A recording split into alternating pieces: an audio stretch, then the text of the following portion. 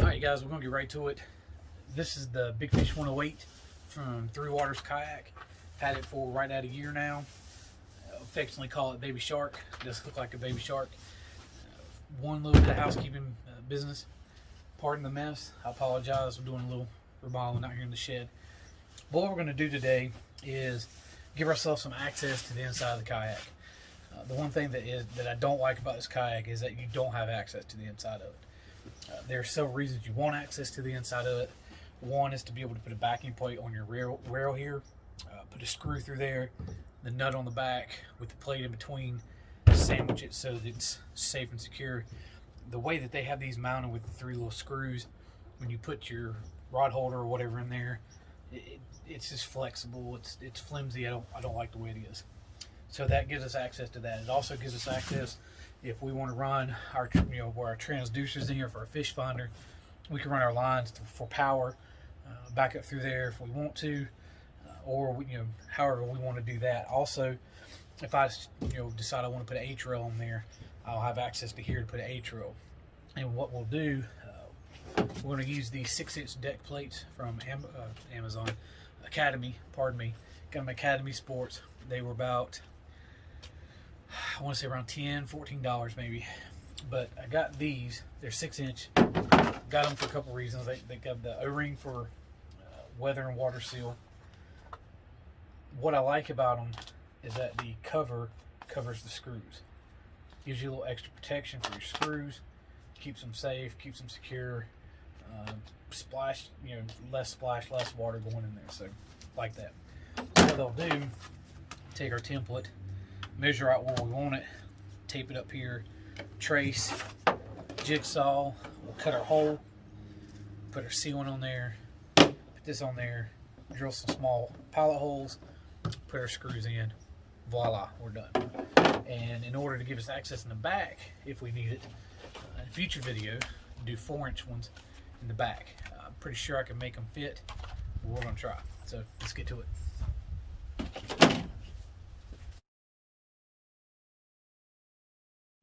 Alright, what we got, the template here that we're going to use to trace our circle. What I did, went down about 3 1/4 inches from the top right here. Basically just kind of eyeballed a little bit, did our measurement there. I got about 1 inch on each side so that when this hole is cut out, this will sit right there just like that. I'll have room for my screw holes. I won't have to trim anything off the bottom. It'll raise it up some off the floor so no water is leaking in there. So if water does get right here, it's got a good 1.5 inches right there before it hits the bottom of this. So still gives us room for the screws. We'll be using stainless steel marine screws in these with some sealant on the back side of it. So that's kind of what we're going to do. So we're going to go ahead and trace it. Trusty permanent marker right here. Hold our thing down. Get our trace on.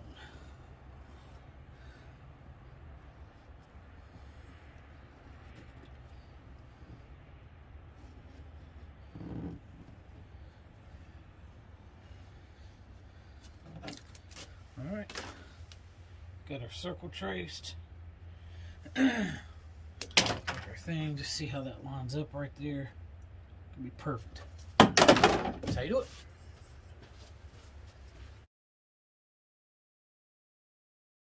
What we're going to do now, start with our drill bit. Got a large drill bit here.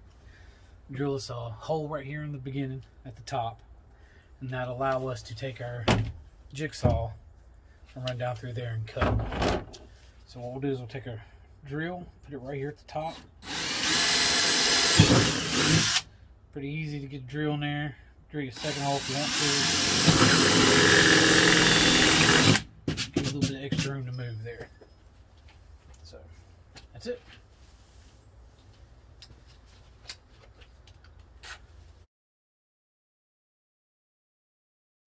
Now what we're going to attempt to do, take our jigsaw, we're going to cut our hole down through there. Hopefully this will work. This is a little bit bulky, so with this right here, hopefully this works out. I may struggle a little bit. Hopefully y'all didn't notice me drop the drill bit a minute ago because I didn't tighten the chuck all the way down. But Basically put this in here.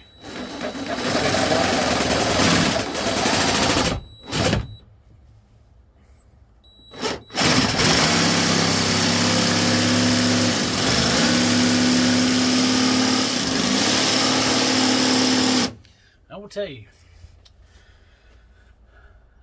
this is the scariest part.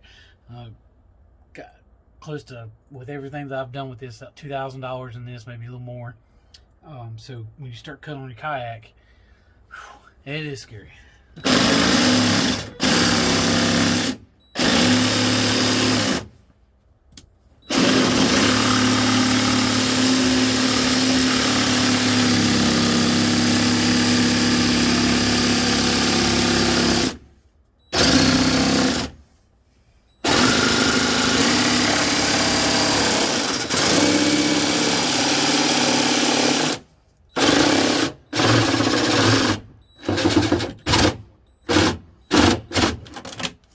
And you'd think this would be easy to cut. It's not as easy as it looks, I can promise you that.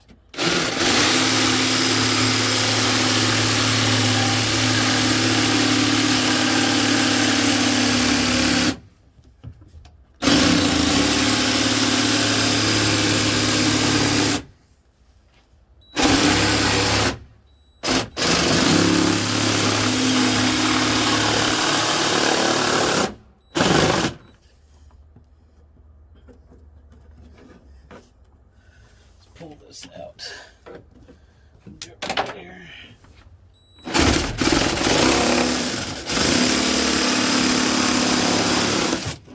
Alright, well, a couple things. Save this. This is fresh material from your kayak. If you ever need to fill a hole, this is what you're going to use. Save these. What we'll get a knife, clean this up. It's obviously not going to be a perfect fit yet. I'm going to have to clean it up just a little bit. But as you can see, get your arm all the way down in there now. Got a big old area. Pretty cool. Pretty cool. Alright, well, let's get this cleaned up. Alright, so we got our hole cut. Ended up taking case knife, sanding down some edges. Also took a little deburring bit on my Harbor Freight Chicago Tools Dremel. Went around, got it where this will fit. As you can see, snaps right in there. Got a good, nice snug fit. So what we'll do now, what I want to do is this. I don't want a screw right down here at the bottom, like right there, like that. Because when water comes up, it's just that much closer. So if I turn it like this, then that gives me two screws right here and here that are a little bit further up off the thing. So take a drill, the small little bitty drill bit, and we're going to drill our pilot holes.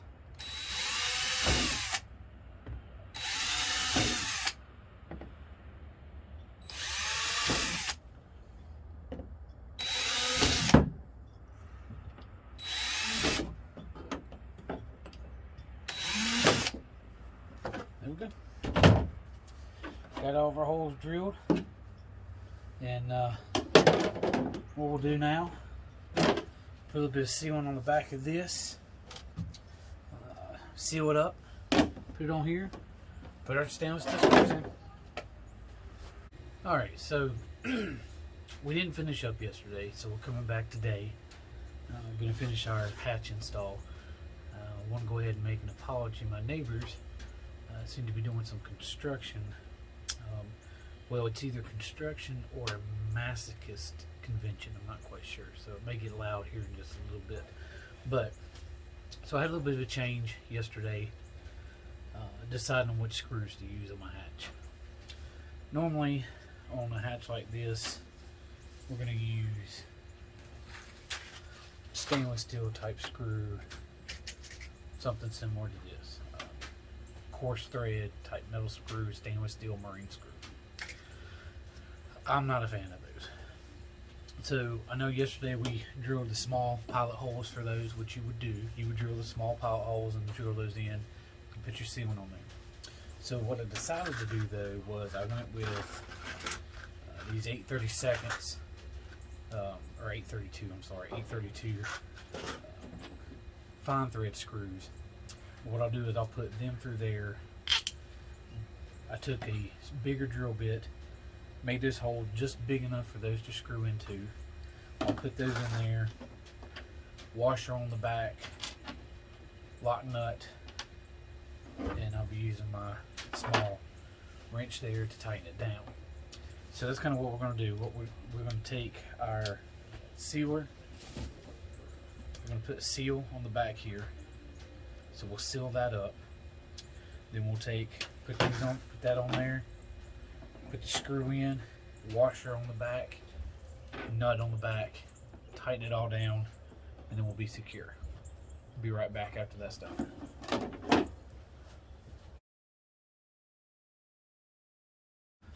Alright, so we've got our screws in, washers, nuts on there, everything tightened down. Hand tighten it, don't over tighten it. Don't try to like gorilla strength it in there because you will break this ring right here. But once you get that in there and you got our sealer on the back, take our plate, put it on there, snaps right in the spot. It is looks good, should be watertight, and gives us access to the inside of the hole now. So hopefully you enjoyed that. Hopefully you realize that it's not too hard to do this. It just takes a little courage. Make sure you get your measurements right. Go slow and be careful. And you'll be just fine. If you have any questions, leave them down in the comments. I'll try to answer them. And I appreciate you guys watching. I appreciate if you would subscribe to the channel. I'll be doing some more videos along the way. I'm going to be doing repair work to this rail here. From the manufacturer, it comes with these small screws, 3 of them, very flexible. I'm going to go up under here, some washers, some bigger bolts, nuts, tighten it down so that it's flexible. We may actually end up putting a metal plate under there as a backer plate as well. We'll see. That's coming up in another video. Also, I may actually do the video, the rear hatch installs. We'll see. Got some other things I want to do too. So, like I said, subscribe, and I'll put out these videos as much as I can. I know they're not the best made videos, but they kind of show you what you're going to be doing at home. So, I appreciate you watching, and hope that this helps. Good day.